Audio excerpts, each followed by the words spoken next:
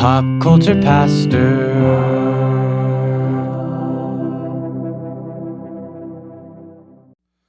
Cody, what is the worst thing that could happen to you? And why is it getting bit by the tick that makes you allergic to red meat? That is the worst thing that can happen. How does anyone have any doubt that we are not living in the last days? When a tick just randomly shows up in these parts that bites you and makes it so you can't eat red meat anymore, oh my goodness. Jesus, come now. Yeah. So long, cheeseburgers. Seriously, no steaks. Yeah. Cheeseburgers. There's so much. Like you can't have meatballs in your spaghetti unless it's sausage. I mean, my number one source of protein would immediately become like refried beans. Yeah. What would you do, Cody? Because you have a limited palate. I guess I'd have to just make up for it in bacon. Cody has a limited palate. I like to say he just knows what he likes, and that's what he's going to eat. I'm trying to save you and I time and money by letting you know now. It's very limited, so that's okay. That's okay. My palate used to be limited because I don't know. We just had our meals that we had growing up. Mm-hmm. Like my mom had about a week's worth of meals, and we just all repeat. Yeah.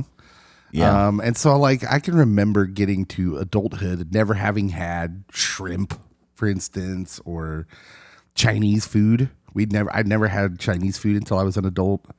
According to LFO, it makes me sick. Oh, wow. That's a reach back. It is. It's a nice callback there. I never needed to have a callback to that song again. Why was that song popular? Also, in China, they just call it food. Yes. Yeah. So that old yarn.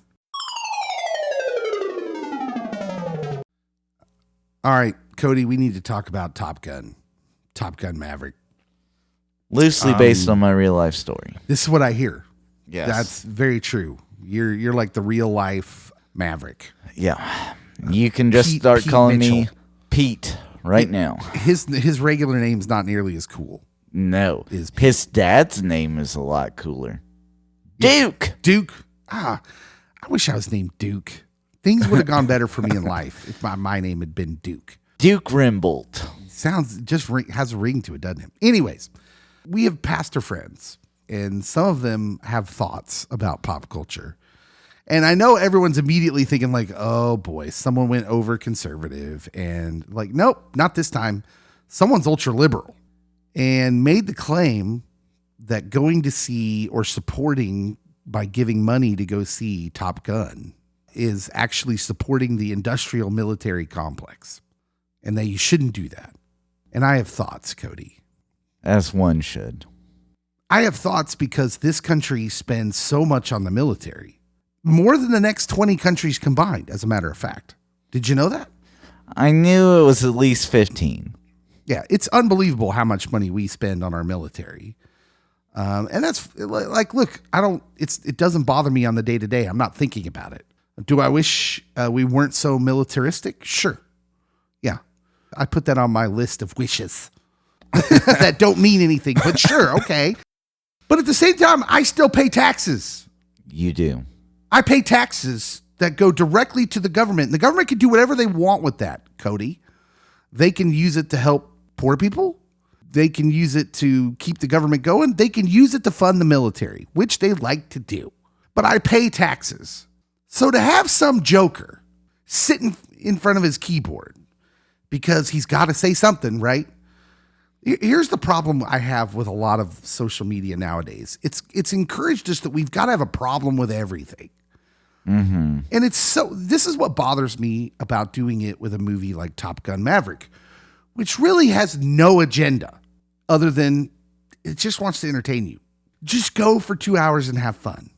Let go of the real world for a little while. Like if I was to attach an agenda to it, I would say, okay, maybe Tom Cruise Tom Cruise is wanting to show off that he still has all the action sequences still in him, because I mean he does his own stunts and stuff, and so that would be like my only agenda like for this movie, and it would be not the overt agenda. It would just be like, oh, you just assume Tom Cruise is wanting to do this and show off a little bit.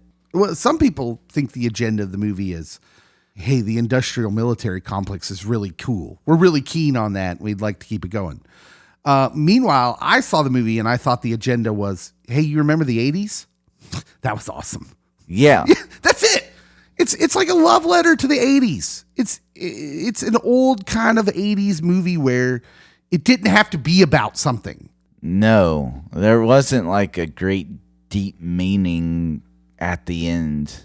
But in our world, now everything has to mean or stand for something. This guy we know who's a pastor wrote that if you shouldn't see Top Gun because you're supporting the industrial military complex, which is laughable to me because everything you do supports the industrial military complex by virtue of being an American. All your money, when you pay sales tax, everything It all goes back to Uncle Sam. Yeah, I don't know if you've noticed this yet, but all the money we seem to make and spend, there's a funnel. And it's just this giant funnel that all leads to Washington, D.C. It does. I don't know about people sometimes, Cody. I don't know. But it's not over. There's more. It's not just that if you see Top Gun, you're supporting the industrial military complex, because then a few days back, another argument started. Because a movie just can't be fun and a diversion anymore. Everything has to be about something, Cody. According to most people behind their keyboards or their phones or whatever on social media, everything you do is tacitly in support of something. Mm-hmm. And in this case, they attacked a Republican representative named Adam Kinzinger, who simply posted that the new Top Gun movie was awesome. That was it. He tweeted that. Pretty innocuous tweet. Yeah. I think I said that after I got out of seeing Top Gun Maverick. I was like, that movie was awesome. It was. And he tweeted that movie was awesome. Well, former actress and former Scientologist Leah Remini and New York Magazine and HuffPost contributor Yashar Ali had a problem with this. Ali wrote this, subtweeted it. It means he's building off of the representative's tweet. Not kidding when I say this tweet will be shown to Scientologists as an example of Tom Cruise's excellence and how he's the most dedicated Scientologist. Stuff like this, particularly from elected officials, is what leads Scientologists who are having doubts to reconsider. What? I could care less that the dude said the movie was awesome. And Tom Cruise being a great actor or action film star, I don't know how much bearing it has on people that are thinking about leaving. Leah Remini said this: instead of investigating Scientology for its abuses, its intimidation of IRS officials, among other things, you're promoting the project of its second in command. Got it. He went and saw a movie, you guys. And spoiler alert, there was more than Tom Cruise in the movie. Yeah, it's insane because everything has to be about something now. We've made everything a fight. I kind of love the people that believe that, oh, you spent your money on this movie, you support a world where this is happening. Because I did spend my money to go see Walking Tall with Dwayne "The Rock" Johnson, and I want him to walk around with a 2x4, arresting people and breaking taillights and just walking tall. That's the world I want to live in, and it hasn't happened yet. It's like nobody said that a few years back when everybody was into the Hunger Games. I'm for putting minors into elaborate games of murder. Like, what are you talking about? It's a fictional story. It's a story. Yeah. And we're not done yet. There's more. There's more because everything has to fit into our political agenda somehow. So just when you thought it was safe to be like, oh, can't we just watch a movie and enjoy it? Does it really have to be about something? The conservative media decided they were going to chime in. And I can't. I can't do it, Cody. It's just a lot. Ben Shapiro said it's very patriotic, the film. I mean, the military is a bunch of good-looking young people who are going out to defend the country and the international order. That's awesome. Okay. I thought we would be past this point of like America as the altruistic, all good, anything. Yeah. Like, I'm not going to sit here and bash my country. I'm glad to have grown up here and live here. But yeah, it's not about that either. In fact, if you really watch the movie for what it is, they're kind of in on the joke. It's supposed to be like an homage to the 80s movies when we still thought things like that.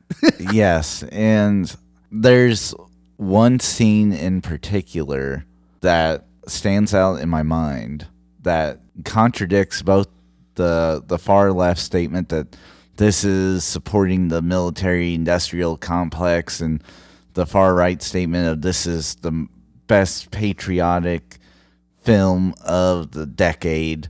And that is, I mean, literally, John Hamm goes basically Drago from Rocky IV and is like, well, if they die, they die.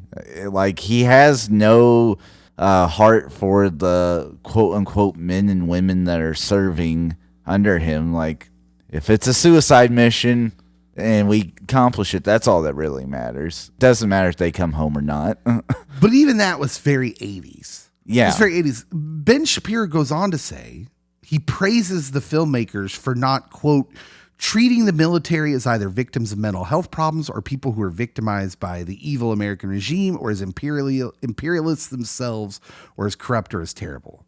To which I would say, oh, I'm sorry, were you getting tired of the entertainment that depicted military people with mental problems after they're done serving their duty?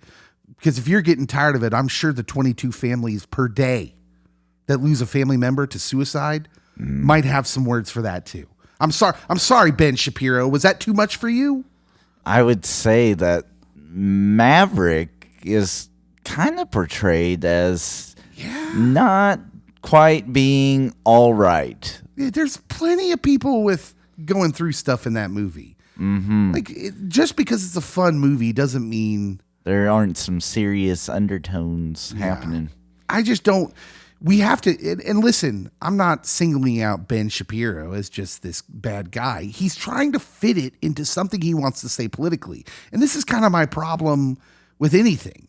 John Nolte of Breitbart said this: Top Gun Maverick is a masculine, pro-American, stridently non-woke blockbuster. Rather than apologize for being an 80s relic, it embraces what everyone loved in 1986 and still loves today. That second part's true. But why does it have to be masculine and pro-American and non-woke? It actually is just those things because that's what we were in the 80s, and it's an homage to the 80s. They're having fun with it. But they're not... Look, the makers of Top Gun Maverick were not making a political statement.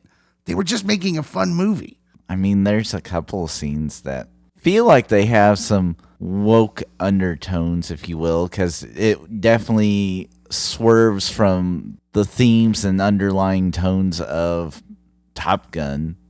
I don't get why we have to like overthink what is supposed to be just a fun movie. Yeah, and we do this with everything now. Everything gets strung up into our political argument, this polarization we've created, and it just gets obnoxious after a while.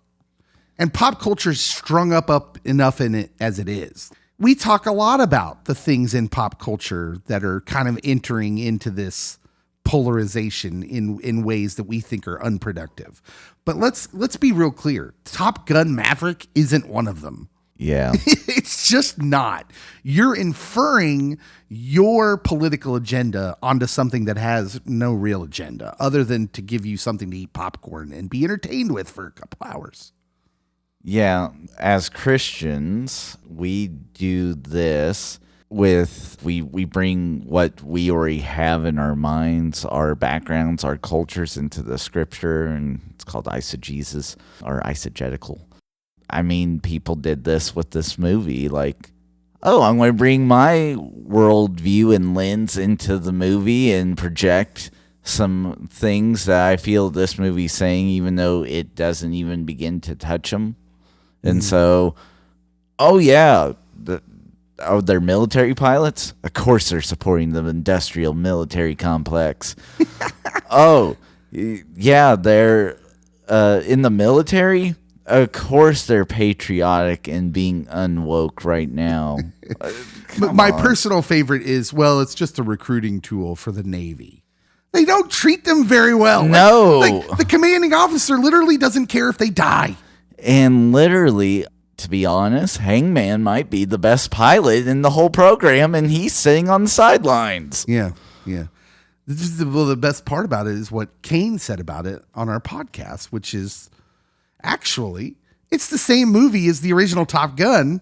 It is. Literally has the same beats. It does. It's hilarious. But clearly it had some sort of political agenda that I haven't decided what it is yet. When I let you know what I think it's about, it's probably about the occult. I don't know yet. I'm going to figure it out. Illuminati. Yeah, Christians, don't laugh too hard at this, because we do this all the time with movies. This is just the secular world catching up with us. Yeah. Oh, well, that's about the, rock music. That's about the occult. Okay, settle down, Tipper. It usually is just about making money. Yes, that.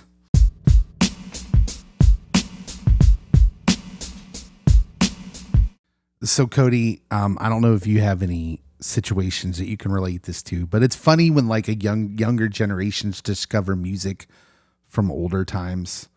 Okay. And music's funny because it's always like, we always envision ourselves like cave spelunkers. We're like explorers, and we're like, look at this music I have found. We love that. For some reason, people like discovering music. Let me tell you about this little band called Hall Notes. Exactly.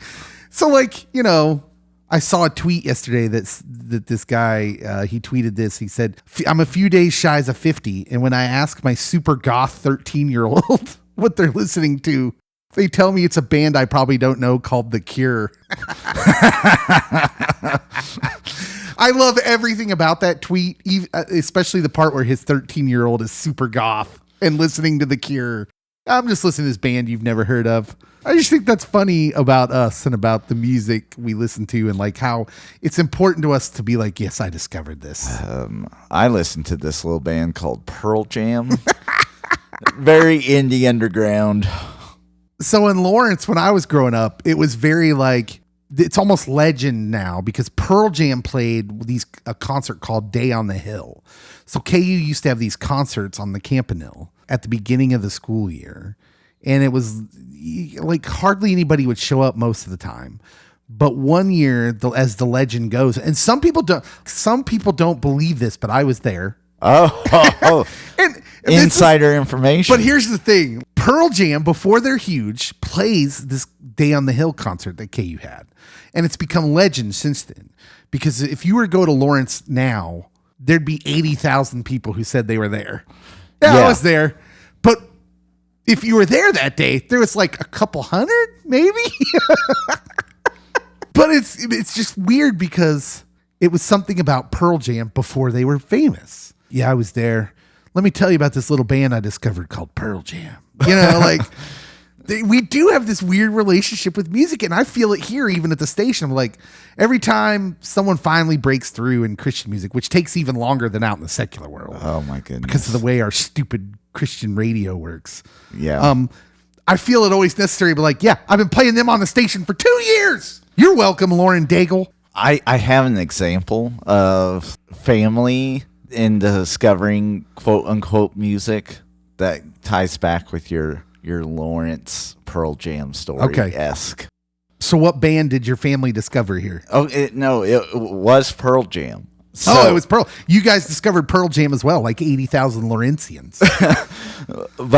So we're at a graduation party. So it's just recent. We're talking, and I bring up this TikTok where the guy's like, I really felt it when Eddie Vedder said, and it's like a bunch of gibberish.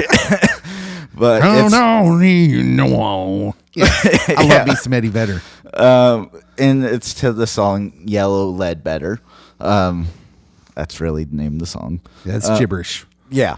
And so my wife's sister is talking about, like he can make anything sound, you really feel it, although you don't know what he's saying, because there's like this song that he's talking about being on like a beach.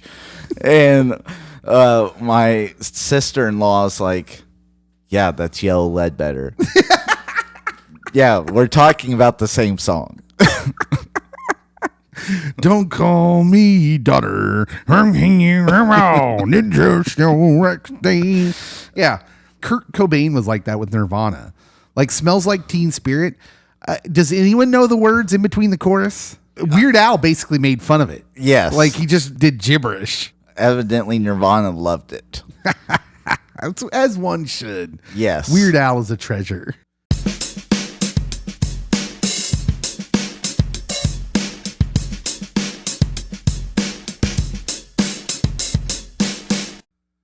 When we talk about pop culture stuff, it almost invariably ends up in a place where we have to talk about this culture war that we all seem to love so much. The war on drugs. But the polarization, right? Yeah. This political idea that has infected everything. And I'm looking through my social media feed the other day, and I come across a story about our friend John Cooper from Skillet. I have heard of Skillet and have met John Cooper a couple You've times. met John Cooper. Mm-hmm. Okay. And so I'm looking at this story, and John Cooper, the lead singer of the band Skillet. And if you like Skillet, you're a panhead. Oh, really? Yeah, that's the name of their fans. He's become quite the outspoken Christian, even more so recently. It's almost like emboldened by their years of success. He's like, my voice is the one people want to hear. It isn't out of the realm of ordinary for celebrities. Thank you, Kirk Cameron. Yeah, he's a great example. It seems like John Cooper is like doing that Kirk Cameron thing, where he'll get online and preach. Which, when they were small, I don't know if they still do or not, but they were youth leaders.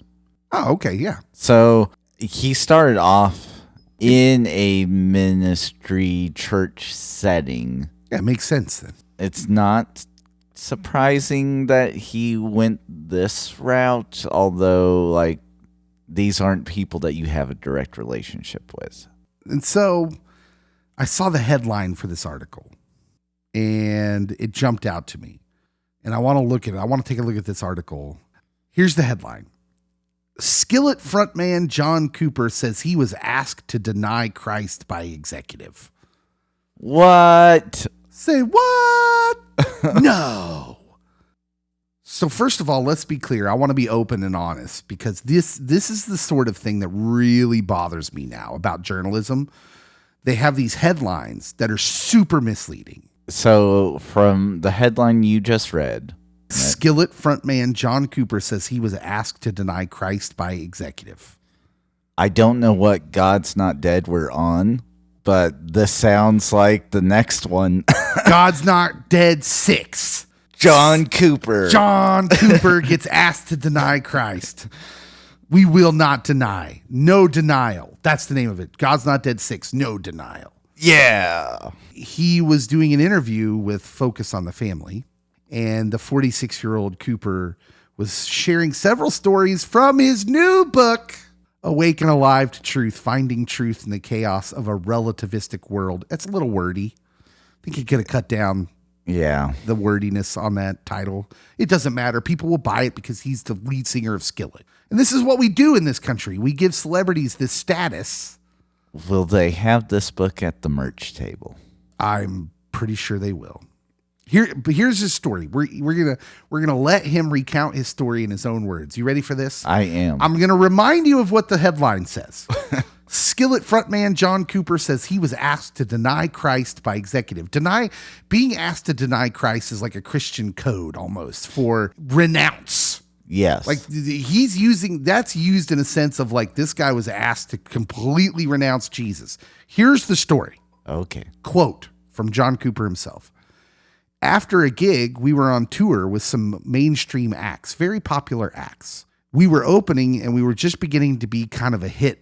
And this guy, in his defense, was being very nice to me. I mean, he singled me out and he pulled me aside and he said, John, I want to tell you this because no one else was going to tell you. You guys, I believe, could be the biggest rock band in the world. I think you could be the next biggest band in the world. You guys have the look, you've got the sound, you've got girls in your band. Then the man, John Cooper says, who is a music industry mover and shaker, warned Cooper about his Christian faith, which he contended was holding him back from real fame. Quote, you guys also sing about very spiritual things, and people really want spiritual music, and you've already got it. You've been doing it. So it's your time, but you got to disassociate a little bit your music from Christianity. You got to stop talking about Jesus so much. Don't do Christian interviews. Don't do Christian music festivals. If people ask you what your song's about, I'm not telling you to lie. Just don't offer up the specific information about Jesus. And then he said something else. He said, but John, think about the good you could do for your faith if you got rich and famous. Think about what you could do for Jesus if you stopped talking about Jesus in the here and now. That's what he said. Okay. Now, I'm going to ask you one straight up. Is John Cooper being asked to deny Christ? No. No. Two, is there a record executive in the world not offering this piece of advice to any Christian band that they felt like could, quote unquote, make it in the last 30 years of Christian music? This is happening all the time. I can think of a handful of bands right off the top of my head that whether they inadvertently did it or advertently did it, go kind of this route of, well, we're going to be more vague. Mm-hmm. It's not going to be as in your face. And when asked, we'll answer it. But like, if you don't ask, we're not going to tell you and shove it down your throat. Yeah. Tons of Christian artists do this, by the way. Yeah. They go vague. That's been the complaint about Lauren Daigle, is that she's not mentioning Jesus in the songs. It's not intentional. Same people would have had problems with Paul making tents and being out in the marketplace. Well, it's not intentional, Paul. You're not mentioning Jesus. You're just making tents. Switchfoot got this complaint for years. Need to Breathe has had this complaint at times. I mean, Lifehouse started off like their first album. You can tell that, oh, this is talking about Christ. And then the further out you get in their career, the more and more vague it is. And you're like, I don't know what this song's about now. Yeah. So here's my problem with John Cooper. He just happens to come out with this story when he's promoting a new book, which seems hypocritical. Like, oh, we're just going to share the story now when you're trying to sell a book. Because really all the record executive you've described is doing is acting like a record executive would if he's trying to give you good advice about selling records.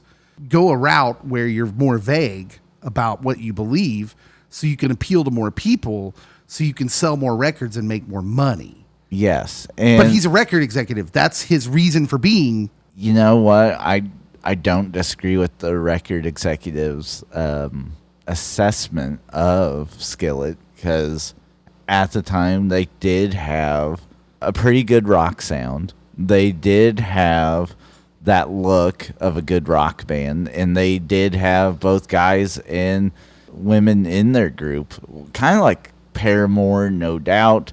And they could have maybe been a bigger rock band, although like rock in itself is kind of a niche now. It's not the mainstream. Not quite as big, but No. regardless, he's got some ulterior motives going on himself anyways. So my question to John Cooper would be this. If the point is to speak Jesus all the time, every time, and not to just go out and make money. I mean, he's basically presenting this story to promote his new book. This is a story from in the book. And he's presenting it as if this is the persecution I faced. Because this guy tried to make me, quote unquote, deny Jesus, which we've already talked about how that claim's sort of silly. Mm-hmm. He wasn't asking you to deny anything. He's asking you to be vague so you can sell more records. That's all. Yeah. Let's not make it more than it is. But we have to dramatize it. But basically he's saying, I'm not doing that because I'm not denying Jesus just so I can make a little bit more money. But I will bring up this story now so you buy my book so I make a little bit more money. It's kind of a weird predicament that they're in with this quote-unquote story, just because I have a feeling he would say that, they want to edify the body, the people that are already believers, but they also want to reach those that aren't believers. The record executive might have a decent point with, if you try to mainstream it a little bit, you might be able to reach a broader audience. Now, what you do with that platform is completely up to you at that point. I sense that people might think I'm being hard on guys like John Cooper, Kirk Cameron. I'm hard on them, but here's the reason I feel like it's bothersome to me and that I would be harder on them, because they're taking extra responsibility according to the Bible. So they get on their platforms and they start speaking, but it's not just about their craft. Mm-hmm. They start speaking about how we should live, about how we should look at the world. That is preaching. Preaching/teaching. And they're taking this upon themselves because of their platform. And the Bible says you've got extra responsibilities now. Both John Cooper and Kirk Cameron, highly political, the stuff they talk about. A lot about America. And I'm just saying, you guys, I probably wouldn't care if he wrote this book and he was just a musician. It wouldn't be a big deal to me. Because Christians tend to over dramatize how we're being beset upon in this country. So that wouldn't be a big deal. The big deal is like you do have a voice and you do use your platform, which means you have a responsibility. And I've seen these celebrities do this sort of thing, and it's not cool. It's not cool.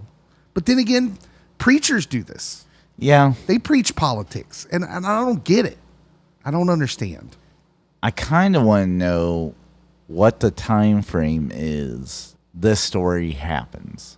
Although Skillet is still, quote-unquote, a big Christian band, they're not at the height of their prowess anymore.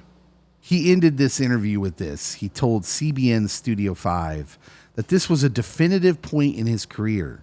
It was quote, "It was a defining moment because I had always talked about Jesus." And he went on to talk about truth and how society is willing to manipulate a situation. It's too easy now. To which I would say, yeah, John, you're manipulating it right now. To claim persecution on that, I don't think you can.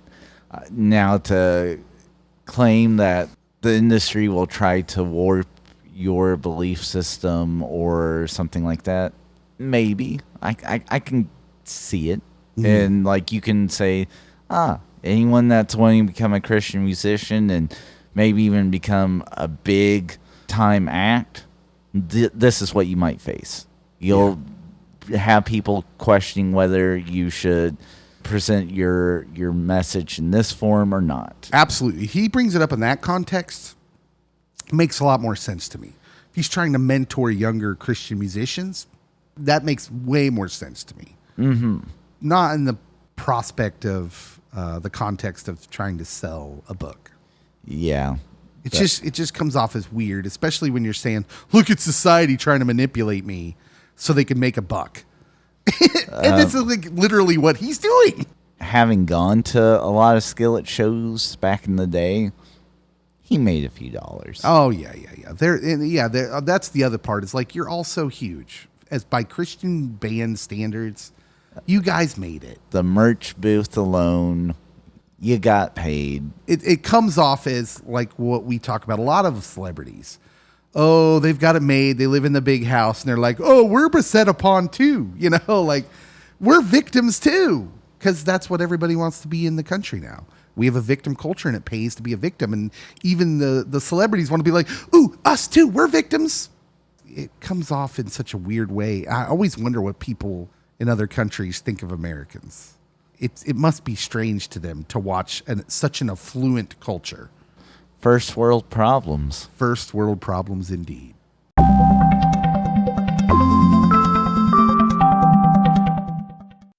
Hey, everybody, Dave here. Thanks so much for listening to our Leftovers podcast.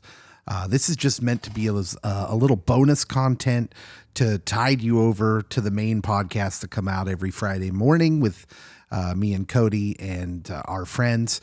And we hope you enjoy it. What these are actually pieces from our radio show. We have a radio show on a small Christian FM station in Kansas called KFEX 93.1. It's called Fire Escape Radio. We're a part of a youth ministry here in our small town. If you'd ever like to listen to that station, you can go to www.kfex931.com. It is a Christian music station, but they are different. They don't play what the 99.9% of other Christian stations play. We play a lot of indies, a lot of artists maybe you haven't heard of to go with the ones you have. And it's just a different kind of Christian listening experience. So you can go check that out. Again, it's www.kfex931.com. You can go check that out. As always, thank you so much for listening. If you can, please subscribe and rate and review our podcasts wherever you listen to them. It really helps out the visibility a lot. And that means as more people start to listen to the podcast and the numbers are going up, we're getting a lot more listeners. And so thank you for that.